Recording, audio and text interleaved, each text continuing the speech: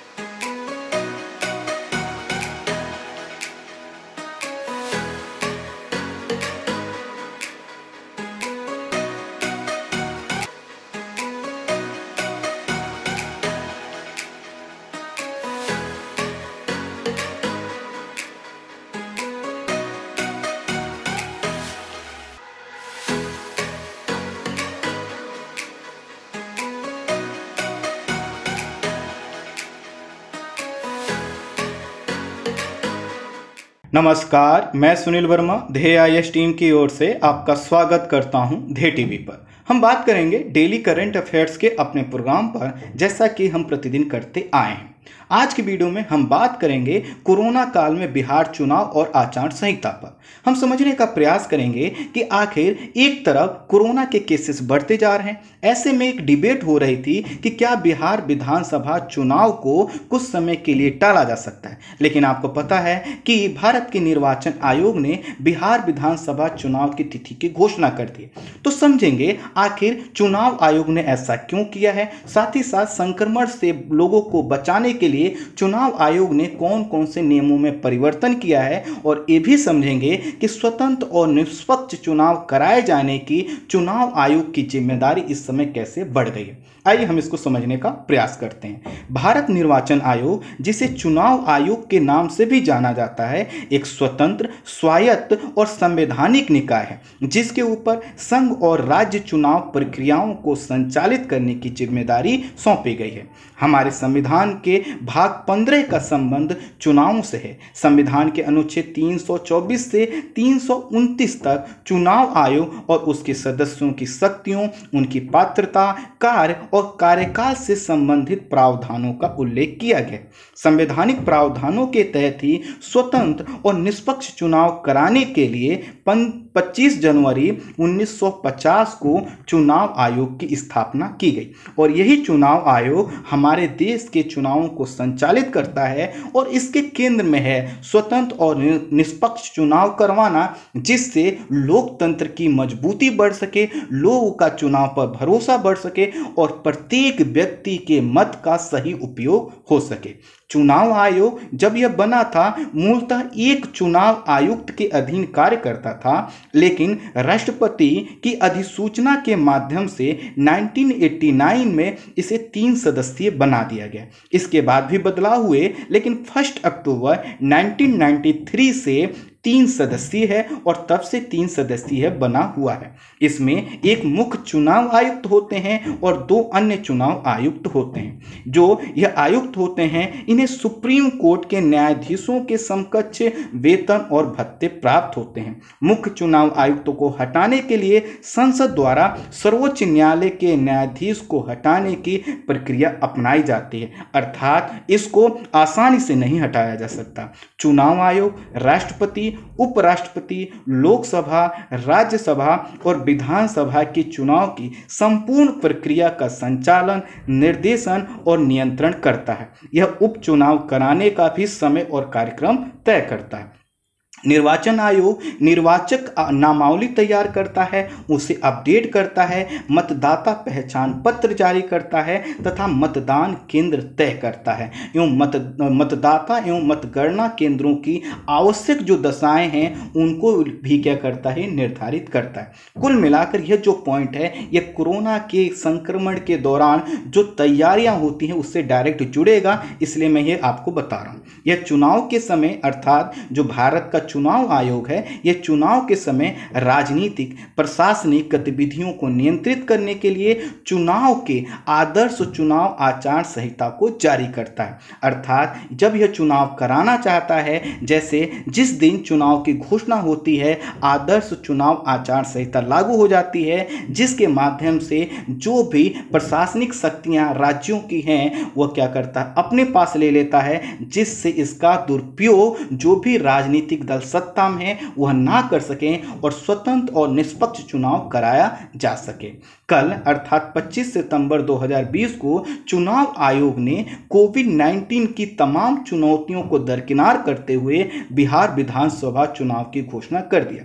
बिहार विधानसभा चुनाव की तिथियों के घोषणा के साथ ही राज्य में जो चुनाव आचार संहिता है वह लागू हो गया है और आचार संहिता चुनाव के घोषणा के बाद लागू होने वाले वह नियम होते हैं जो स्वतंत्र एवं निष्पक्ष चुनाव सुनिश्चित करने का प्रावधान करते हैं। अर्थात आचार संहिता का मतलब है एक ऐसे नियमों की सूची जिसके माध्यम से किसी भी प्रकार के ऐसे कार्य को रोका जा सके जिससे स्वतंत्र और निष्पक्ष चुनाव प्रभावित होता है। अर्थात जो चुनाव है वह नियमों के मुताबिक हो, इसके लिए क्या किया जाता है, चुनाव आचार संहिता घोषित की जाती है, यह लागू होती है। बिहार विधानसभा चुनाव 3 चरणों के मतदान में संपन्न करवाया जाएगा। यह तिथियां होंगी 28 अक्टूबर, 3 नवंबर और 7 नवंबर। अर्थात इन 3 तिथियों पर क्या होगा, मतदान होगा और जो भी मतदान होंगे उसकी मतगणना 10 नवंबर को होगी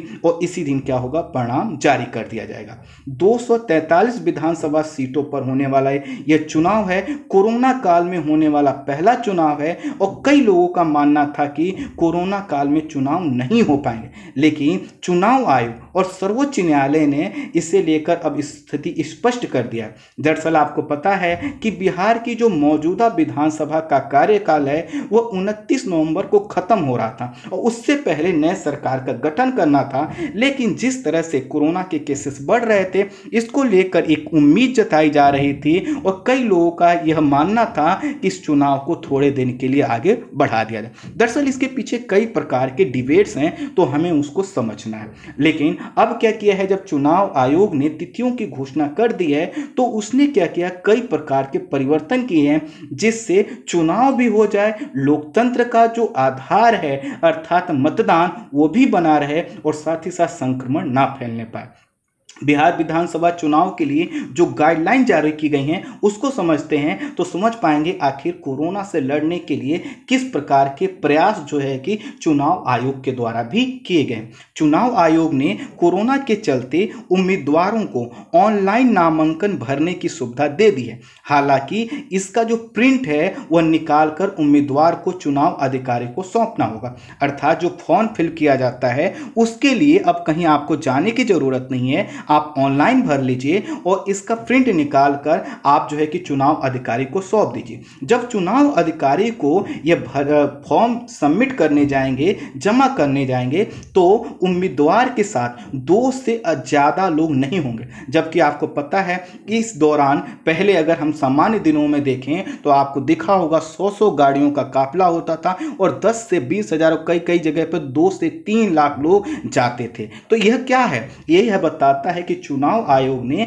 इस चीज की नाजुकता को समझा और यह समझा कि अगर फिर से रैलियां निकाली गई तो लोग संपर्क में आएंगे, क्योंकि यह एक तरह का क्या है, त्योहार है चुनाव, और इसमें जो भी लोग पार्टिसिपेट करते हैं चाहे वह उम्मीदवार के तौर पे हों या समर्थक के तौर पे हों, उनके अंदर एक उत्साह होता है, एक जोश होता है, तो इस दौरान संक्रमण फैल सकता था। इसलिए चुनाव आयोग ने कहा कि उम्मीदवार अपना जो नामांकन है ऑनलाइन भर लें और उसका जो प्रिंट आउट है उसको जो है कि ऑफलाइन रूप में निकाल के प्रिंट निकाल कर अधिकारी को जमा कर दें, लेकिन इस दौरान उनके साथ 2 से ज़्यादा लोग नहीं होंगे। अर्थात यहाँ पर सोशल डिस्टेंसिंग के जो नियम हैं उनको पालन करवाने की जिम्मेदारी चुनाव आयोग ने समझी और खुद उसके लिए गाइडलाइन जारी किया।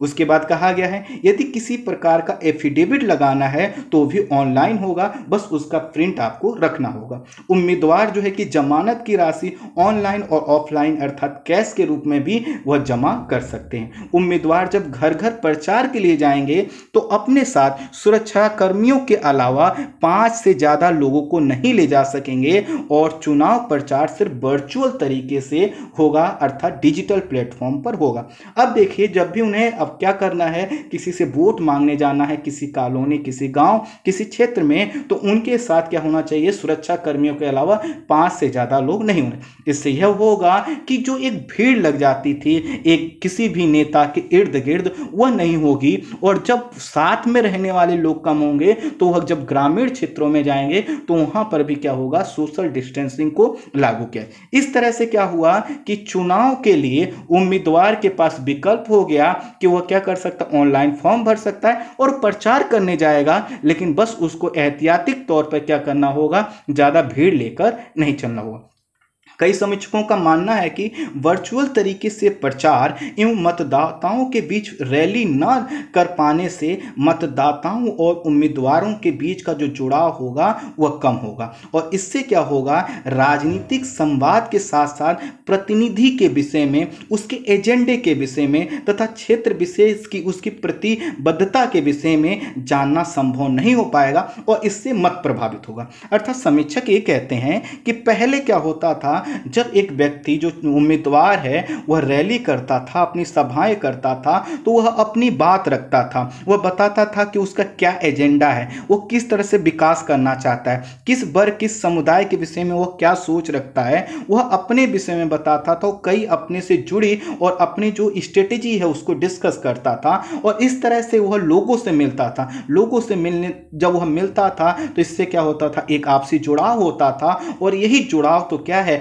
लोकतंत्र का आधार है। तो कुछ लोगों का कहना है कि जब यह प्रावधान कर दिए हैं तो इसका मतलब यह है कि अब जो मतदाता है और जो उम्मीदवार है उसमें भावनात्मक लगाव वह नहीं हो पाएगा। तो इन समीक्षकों और आलोचकों का कहना है कि इस चुनाव को कुछ समय के लिए टाला जा सकता था ताकि पुरानी परंपरा जब बहाल हो उसी आधार पर चुनाव कराया जाए। लेकिन अभी क्या है, चुनाव आयोग ने इस चीज को समझा है कि जैसे देश में हर क्षेत्र में गतिविधियां बढ़ी हैं और चुनाव जो यह होने वाला है, चूंकि मैंने आपको बताया 29 नवंबर को यहाँ की जो विधानसभा है उसकी कार्यकाल समाप्त होने वाला है, ऐसे में चुनाव आयोग ने इसको जरूरी समझा और इसीलिए घोषणा कर दी। आगे क्या कहा गया है कि यह जो आलोचक हैं, समीक्षक हैं, कहते हैं वर्चुअल रैली और मतदाताओं को उससे जोड़ने की प्रक्रिया प्रत्येक उम्मीदवार के लिए अलग अलग रूप में है, अर्थात सबके लिए समान रूप से उपयोगी नहीं है, खासकर निर्दलीय उम्मीदवार या जो नए राजनीतिक दल हैं उनके लिए।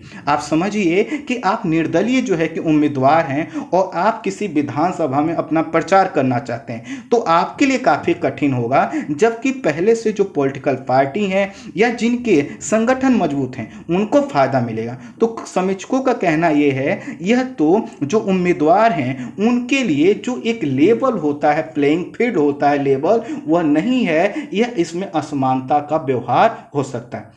ये भी कहा गया है कि हाल के समय बिहार जो है कि बाढ़ से भी प्रभावित रहा है, जिसके कारण कई क्षेत्रों में बिजली की पहुंच बाधित हुई है, आवागमन प्रभावित हुआ है, और जिन राजनीतिक दलों और उम्मीदवारों का संगठन कमजोर है उनका नुकसान इसमें ज़्यादा होगा, क्योंकि वह वहां तक नहीं पहुंच पाएंगे, अपनी बात नहीं रख पाएंगे। अगर वह डिजिटल प्लेटफॉर्म पर प्रयास भी करेंगे तो इतने कम समय में वह बहुत अच्छा प्रयास नहीं कर पाएंगे। तो यह तो था पहला जो नियम बताया, उसके संदर्भ में जो समीक्षक है, आलोचक हैं, क्या क्या बोलते हैं उसके विषय। अब हम दूसरा जो परिवर्तन किया गया, दूसरा यह किया गया मतदान केंद्रों पर ज्यादा भीड़ ना लगे, इसके लिए प्रत्येक बूथ पर 1500 की जगह 1000 वोटरों अर्थात मतदाताओं को बुलाया जाएगा, और हर बूथ पर अर्थात जहां पर वोट डालने जाएंगे वहां पर थर्मल स्कैनिंग की जाएगी। यदि किसी व्यक्ति का तापमान ज्यादा पाया जाता है, अर्थात जो थर्मल स्कैनिंग होगी उसमें में टेम्परेचर किसी का ज़्यादा दिखता है तो उसको अलग कर लिया जाएगा और आखिरी 1 घंटे में वोट डालने की उसकी व्यवस्था की जाएगी। अर्थात उनके लिए पहले से व्यवस्था रखी जाएगी लेकिन अलग से व्यवस्था की जाएगी। अब कुछ जो है कि यहाँ पर जो आलोचक हैं, जैसे उन्होंने पहले पॉइंट की आलोचना की, दूसरे पॉइंट की आलोचना करते हैं। वह ये कहते हैं कि चूंकि जो भारत में जो होने वाला चुनाव है एक त्योहार के रूप में होता है, कई लोग एक समूह में जाते हैं, दूसरा हर परिवार में हर सदस्य इतना कैपेबल नहीं होता, कहीं जगह दिव्यांग होते हैं, कई जगह ऐसे भी केसेस हैं कि जो माताएं होती हैं या जो बुजुर्ग लोग होते हैं उनको दूसरे लोग लेकर जाते हैं। ऐसे में ये कहा गया है कि भले ही वहां पर क्या है कि जो वोटरों की संख्या कम कर दिया है, लेकिन अगर किसी परिवार से दूरी बढ़ती है पोलिंग बूथ की तो इससे क्या होगा, मत प्रभावित होगा। वहीं पर जो तीसरा पॉइंट क्या किया गया है कि यदि कोई कोरोना पॉजिटिव है या संक्रमण की वजह से वह क्वारंटीन है तो उसका भी मत प्रयोग होगा, अर्थात उसको भी वोट डालने का अधिकार बना रहेगा, जो कि उसका एक विधिक अधिकार के रूप में है। तो यहाँ पर जो कोरोना पॉजिटिव लोग होंगे या जो यहाँ पर क्वारंटीन लोग होंगे उन भी वोट डाल सकेंगे और इनके लिए क्या होगा, स्वास्थ्य अधिकारियों की देखरेख में अलग से व्यवस्था बनाई जाएगी, इनके लिए अलग गाइडलाइन बनाए जाएंगे, लेकिन वो भी क्या करेंगे, अपने मतों का प्रयोग करेंगे। हालांकि उनके लिए पोस्टल बैलेट का भी विकल्प उपलब्ध रहेगा, अर्थात पोस्टल बैलेट के माध्यम से भी वो क्या कर सकते हैं, अपना वोट यूज कर सकते हैं। जो पोस्टल बैलेट का विकल्प है वह विकलांग जो दिव्यांग है उनके लिए भी है और 80 साल से ज़्यादा उम्र के लोगों के लिए भी है और जो जरूरी सेवाओं में लगे लोग हैं उनके लिए भी यह विकल्प उपलब्ध रहेगा। यहाँ पर 80 की जगह 30 लिख किया है, इसके लिए मैं माफ़ी चाहता हूँ। वोटरों से सोशल डिस्टेंसिंग के लिए 6-6 फीट की दूरी पर 15 से 20 सर्कल बनाए जाएंगे और मास्क को क्या किया गया है, अनिवार्य किया गया है। जब आप जाएंगे तो आपको क्या किया जाएगा, आपका हाथ सैनिटाइज करवाया जाएगा, आपका मास्क देखा जाएगा। आपके पास मास्क नहीं होगा तो वहां पे मास्क रखे होंगे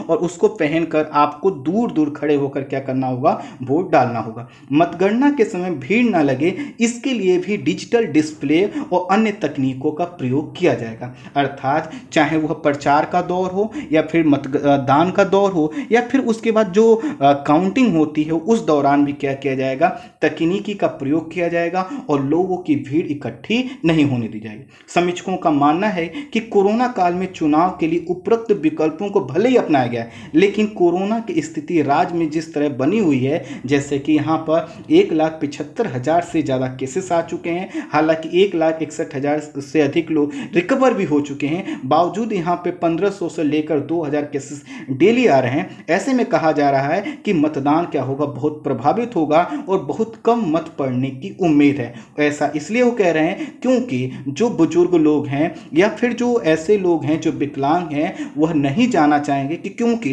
कोरोना की जो बीमारी है और राज्य का जो इंफ्रास्ट्रक्चर है हेल्थ के सेक्टर में वो बहुत अच्छा नहीं है, इसके वजह से मतदान प्रभावित हो सकता है। दूसरी तरफ चुनाव के जो पक्ष में उनका तर्क क्या है, वो कहते हैं कि चुनाव का समय 1 घंटा बढ़ा दिया गया है, अर्थात अब पहले जो है कि 5 बजे तक चुनाव होता था, 5 से 6 तक भी होगा, इसलिए बढ़ाया गया ताकि अधिक देरी तक मतदान हो सके, अधिक लोग आ सकें। हमने सैनिटाइजर का व्यवस्था करवाया है, मास्क की व्यवस्था करवाया है, फेस शील्ड का प्रयोग करवाया है, अर्थात जो लोग वहाँ पर खड़े रहेंगे वह पीपीई किट जैसे फेस शील्ड होते हैं उनको पहन के खड़े रहेंगे। और इस तरह से क्या हुआ है कि बिना जो है कि संक्रमण के भी वोटिंग कराने का प्रावधान किया गया है और यह सफल भी हो सकता है यदि इस पर क्या किया जाए, ध्यान दिया जाए। यह कठिन चीज नहीं है। कुछ लोगों का मानना है कि अभी चुनाव कराने से अधिक वोट पड़ेंगे क्योंकि लाखों प्रवासी मजदूर अभी बिहार में हैं और उनके मतों का उपयोग भी सुनिश्चित हो सकेगा। अगर वह जो है कि कुछ दिनों बाद अगर वह चले गए तो उनके मतों का उपयोग नहीं हो पाएगा, इसलिए उनके मतों का मूल्य भी है, इसलिए अभी चुनाव कराया जाने चाहिए। और ये तर्क दिए जा रहे हैं, मतलब कुल मिलाकर आप देख रहे हैं हर जो है कि तर्क का एक काउंटर तर्क है और उसको लेकर यहाँ पर बातचीत चल रही है ताकि यह आप ये समझ सकें डिबेट है क्या। चुनाव प्रचार डिजिटल माध्यम से करवाने के कारण इस पर चुनाव आयोग जो है कि नियंत्रण रख पाएगा, यह थोड़ा सा कठिन है, ऐसा आलोचकों का मानना है। क्योंकि यह ऐसा है क्योंकि आपने देखा होगा कि इस समय सोशल साइट से लेकर अन्य जो डिजिटल प्लेटफॉर्म हैं वहां पर छोटे छोटे ग्रुप बने हुए हैं और उसकी सूचनाएं तेजी से लोगों तक पहुंचती हैं। तो जो निर्दलीय हैं, जो छोटे दल हैं, जिनके पास फंड की कमी है या जो स्वतंत्र उम्मीदवार हैं, उनके लिए क्या होगा, ये कठिन हो जाएगा कि डिजिटल टेक्नोलॉजी के इस युग में वह पहले से बने हुए इंफ्रास्ट्रक्चर के तहत जो लोग हैं उनको टक्कर दे सकें। एक व्यक्ति को अपनी बात पहुंचाने के लिए लोगों में जाना होता है, जो कि डिजिटल प्लेटफॉर्म पर तब तक संभव नहीं है जब तक कि वो काफ़ी मजबूत नहीं हो। और साथ ही साथ इसके मिसयूज भी होते हैं। आपको पता है कि चुनाव में आप जाति धर्म के आधार पर वोट नहीं मांग सकते, लेकिन आप क्या कर सकते हैं, आपने देखा हो कई लोग ऐसी वीडियो सर्कुलेट कर देते हैं और उसके वजह से क्या होता है, जो भीड़ जो होती है वह एक साइड में मोबिलाइज होती है। तो यह जो चुनाव आयोग के सामने जिम्मेदारी है कि कैसे वह डिजिटल प्लेटफॉर्म को कंट्रोल करे, कैसे स्वतंत्र और निष्पक्ष चुनाव कराए, यह उसके लिए चुनौती बनी रहेगी। हालांकि सभी राजनीतिक और दलों को चुनाव आयोग ने कहा है कि वो अपने सोशल मीडिया अकाउंट की जानकारी देंगे, लेकिन आपको पता है कि चुनाव आयोग भले ही कितना भी कह ले, लेकिन जो राजनीतिक दल हैं वह क्या होता है, चुनाव जीतने के लिए साम दाम दंड भेद सभी अपनाते हैं। तो इसमें यह दो राय नहीं है कि चुनाव आयोग के सामने एक बड़ी यह जो जटिल चुनौती है कि कैसे सोशल साइट्स पर बढ़ता हुआ जो चुनाव है और उसका जो दुरुपयोग होने की संभावना है वो उसको कैसे रोकेगा। अब यहाँ पर भी देखना होगा कि आखिर आने वाले समय में जो चुनाव आयोग ने सोशल डिस्टेंसिंग के नियम लागू करने के विकल्प बताए हैं या जिनको लागू करना अनिवार्य किया है, उनका पालन सही से हो पाता है कि नहीं। कुछ लोगों का ये भी कहना है इस चुनाव पर लगभग 625 करोड़ रुपए खर्च होंगे, जो वर्ष 2015 के राज्य चुनाव के दुगुने से अधिक हैं। इस कारण कोविड-19 के कारण चूंकि यह जो खर्च है ज़्यादा है, इसलिए कहा जा रहा है कि यह चुनाव आयोग क्या हो रहा है के माध्यम से जो है कि हमारे पैसे अर्थात आपके हमारे टैक्स के पैसे क्या होंगे, बर्बाद होंगे। लेकिन यहाँ पे एक चीज़ मैं क्लियर कर दूं कि जो टैक्स का पैसा है वह मतदान के लिए, लोकतंत्र के लिए अगर खर्च हो रहा है और स्वतंत्र और निष्पक्ष चुनाव हो पा रहा है तो इसको पैसे की बर्बादी नहीं कहेंगे। मैं सिर्फ यह जो जितने भी तर्क हैं इसलिए आपको बता रहा हूँ जिससे थोड़ा सा आप चीज़ों को समझ सकें कि आपके सामने काउंटर तक कैसे आ सकते हैं। चुनाव के पक्षकारों का कहना है कि अमेरिका में भी राष्ट्रपति चुनाव हो रहे हैं और जबकि वहां पर संक्रमण और मौत की संख्या भारत से ज़्यादा। हालांकि यह जो समर्थन में जो तर्क है इससे में थोड़ा सा कमजोरी है। कमजोरी यह है कि ये जो तर्क है भारत में इसलिए ज़्यादा मजबूत नहीं है क्योंकि वहाँ पर जो चुनाव होते हैं उसमें जो प्रत्यक्ष जो लोगों का मेल मिलाप होता है या जो है कि जो उम्मीदवार होते हैं और या उनके समर्थक होते हैं एक दूसरे के लोगों से कम मिलते जुलते हैं और वहाँ पर जो भी ये चुनाव होता है उसमें डिजिटल प्लेटफॉर्म का यूज ज़्यादा होता है। लेकिन हमारे यहाँ क्या होता है, प्रत्यक्ष रूप से जब ये जो चुनाव होता है तो इसमें भीड़ मिलती है और इस तरह से वहाँ पर यहाँ के चुनाव में थोड़ा सा डिफरेंस है। लेकिन इतना जरूर है कि चुनाव आयोग ने जो नियम लागू कर दिए हैं वह क्या है, ठीक हैं, अच्छे हैं। उनसे क्या होगा, वोटिंग भी होगी और जो है कि निष्पक्ष चुनाव भी हो पाएगा। और एक चीज़ और, भारत के संदर्भ में तो ये भी विकल्प है कि हम क्या कर सकते थे, राष्ट्रपति शासन लगा सकते थे। लेकिन अमेरिका में चुनाव क्या करने के लिए वहाँ पर क्या है, संवैधानिक प्रावधान है, राष्ट्रपति को चुना ही जाना है, वहाँ पर चुनाव नहीं टल सकता। लेकिन भारत में टाला जा सकता था। इसी के आधार पर कुछ लोग कह रहे थे कि राष्ट्रपति शासन लगा दिया जाए। जानकारों का मानना है कि सभी क्षेत्रों में अब गतिविधियां बढ़ी हैं, इसलिए राजनीतिक गतिविधियां भी बढ़ाई जानी चाहिए। लेकिन सभी राजनीतिक पहलुओं अर्थात विपक्ष की भी सुननी चाहिए, निर्दलियों की भी सुननी चाहिए और जो मतदाता हैं उनकी भी बात सुननी चाहिए। और परिवहन के साथ साथ पूरी प्रशासनिक संरचना जो मतदान में इंगेज होती है उसको ध्यान में रखकर कोई डिसीजन लिया जाना चाहिए, जैसा कि डिसीजन भारत के निर्वाचन आयोग ने लिया है। अब आएंगे आखिर कोविड-19 के समय कई तरह की चुनौतियां चुनाव आयोग के सामने हैं वो कौन कौन से होंगी। पहला है चुनावी दुर्भावना, काले धन का प्रयोग, आपराधिक गतिविधियां। हर बार की तरह इस बार भी महत्वपूर्ण जो है कि चुनौती होगी, क्योंकि प्रशासनिक नियंत्रण और चुनाव आयोग के नियंत्रण भी कोविड-19 के कारण प्रभावित हो सकते हैं। आपको पता है कि पूरी मशीनरी इस समय कोरोना के केसेस में भी लगी हुई है, तो ऐसे में यह संभव नहीं हो सकता कि जिस तरह से हम पहले नियंत्रण रख पाते थे रखें, लेकिन हमें यह ध्यान रखना होगा कि काले धन का प्रयोग, चुनावी दुर्भावना और आपराधिक गतिविधियां चुनाव के दौरान बढ़ती हैं। अगर उसको नियंत्रित नहीं किया गया तो स्वतंत्र और निष्पक्ष चुनाव का जो हमारा कॉन्सेप्ट है पूरा नहीं हो पाएगा।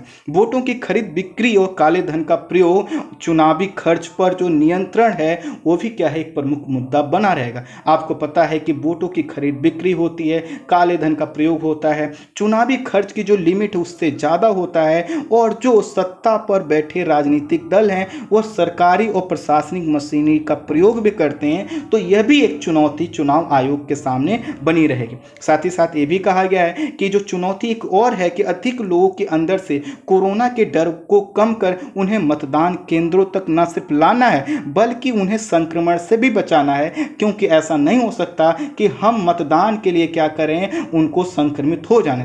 तो ऐसे समय में हमें ये देखना होगा कि आखिरी जो मतदान होता है उसमें कितने % लोग इसमें अपनी भागीदारी सुनिश्चित कर पाते हैं, और साथ ही साथ कैसे हम संक्रमण को रोक पाते हैं। उसके साथ साथ जो सबसे बड़ी जिम्मेदारी है वो स्वतंत्र और निष्पक्ष चुनाव करवाने की है, जो हमारे संविधान के मूल ढांचे अर्थात जो हमारा बेसिक स्ट्रक्चर ऑफ कॉन्स्टिट्यूशन है उसका हिस्सा है। क्योंकि अगर हम चुनाव सिर्फ करवा लेते हैं, जैसा कि आपने बिहार के संदर्भ में सुना होगा, बिहार में किस प्रकार के चुनाव पहले होते आए हैं, और बिहार क्या उत्तर भारत के अन्य राज्यों में भी आपने देखा हुआ बूथ कैप्चरिंग तक की घटनाएं भी होती थी। लेकिन आज बूथ पे कैप्चरिंग की घटनाएं भले ही ना हो, लेकिन स्वतंत्र और निष्पक्ष चुनाव को प्रभावित करने वाली गतिविधियां अनेक हैं जिन पर हमें ध्यान देना होगा, और चुनाव आयोग को उस पर भी गंभीरतापूर्वक कार्य करना होगा।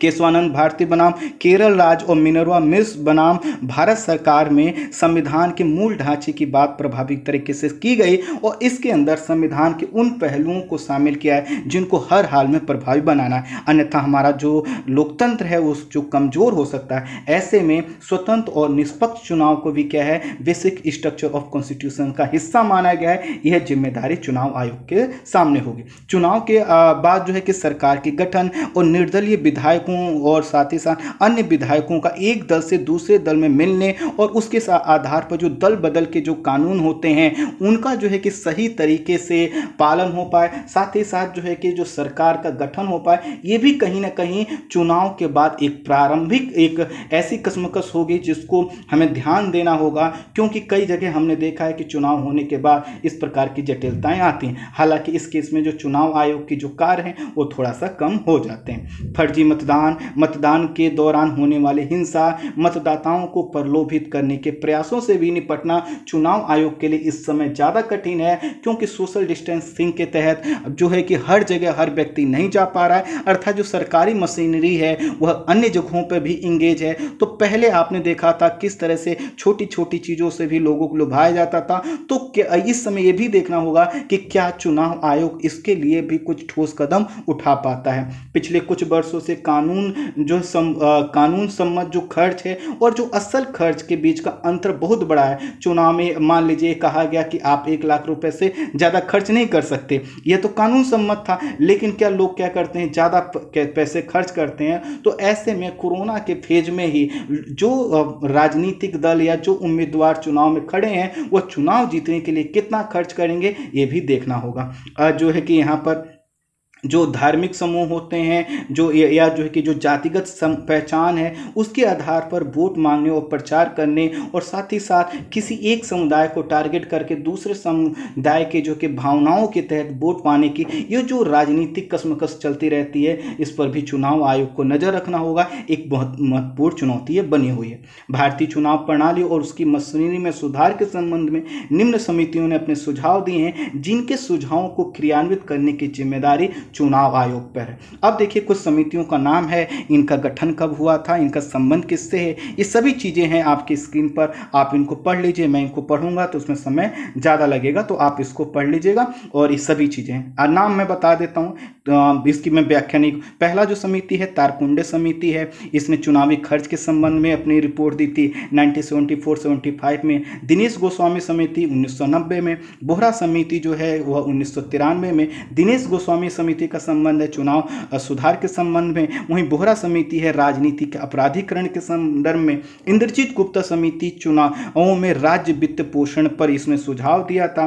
वहीं बीरप्पा मोइली समिति है, इसने शासन में जो है कि नैतिकता की बात की थी। और वहीं तनखा समिति है, वह चुनाव सुधार एवं चुनाव कानून के संदर्भ में इन्होंने बात की थी। तो इनकी जो अगर हम इनके जो सुझाव हैं उनको देखें तो काफ़ी जो है कि डायमेंसिफाइड हैं, और उन पर अगर हम लेकर बात करें तो वीडियो बहुत ज़्यादा बड़ा हो जाएगा। लेकिन कहीं ना कहीं केंद्र में क्या है, चुनाव सुधार। और चुनाव सुधार का बस अगर हम संक्षेप में अगर उसको समझने का प्रयास करें तो ऐसा चुनाव जो निष्पक्ष हो, जो स्वतंत्र हो, जो भयमुक्त हो, और हर व्यक्ति अपने हिसाब से मतों का प्रयोग कर सके, और साथ ही साथ उसी हिसाब से जो उम्मीदवार है वह जीत कर क्या कर सके, जनता के प्रतिनिधि का भाग बन सके। यही क्या है, स्वतंत्र और निष्पक्ष चुनाव हो। अर्थात उसमें धन का बल का प्रयोग ना हो, उसमें जो है कि क्रिमिनल एक्टिविटी के जो लोग हैं उनका प्रयोग ज़्यादा ना हो। ज़्यादा इसलिए क्योंकि थोड़ा बहुत तो आपने देखा होगा हर जगह हो रहा, अच्छी बात नहीं है, लेकिन कहीं ना कहीं हम इसको अभी रोकने में सफल